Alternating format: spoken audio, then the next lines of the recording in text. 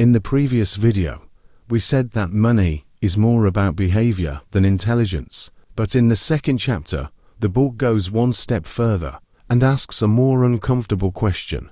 How much of financial success is actually skill, and how much of it is simply luck? We love clean stories. We want to believe that successful people knew exactly what they were doing, and those who failed simply made bad decisions.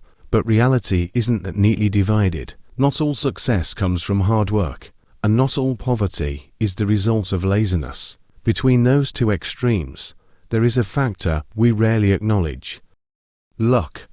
And alongside it, risk. Housel uses the example of Bill Gates. Bill Gates was undoubtedly intelligent and hardworking, but he also happened to attend one of the very few schools in the 1960s that had access to a computer. At that time, this was extremely rare. If he had been born a few years earlier or later, would he have had the same opportunity? Skill mattered, but timing mattered too, and timing is not something we control.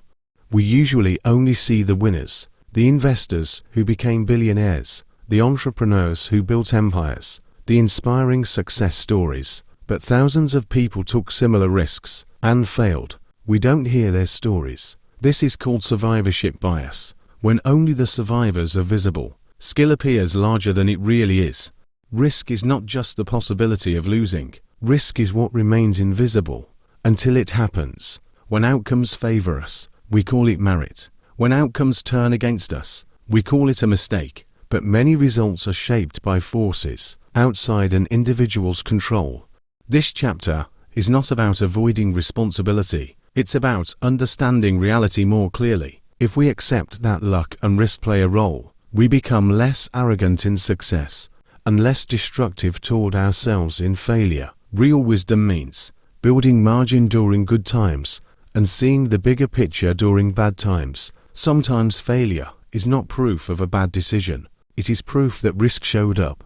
No one is so brilliant that they can eliminate luck, and no one is so foolish that every failure is entirely their fault. Financial success is often the result of reasonably good decisions made in reasonably favorable circumstances. Failure works the same way.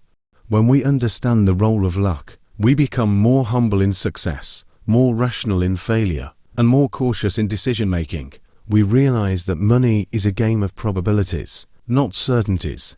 But the next chapter raises an even more unsettling idea. Why not knowing when enough is enough may be the greatest financial risk of all. Why so many people, even after becoming wealthy, still feel like it's never sufficient. If you found this perspective valuable, like the video and subscribe to follow the rest of the series. In the next episode, we'll explore one of the most dangerous mindsets in finance,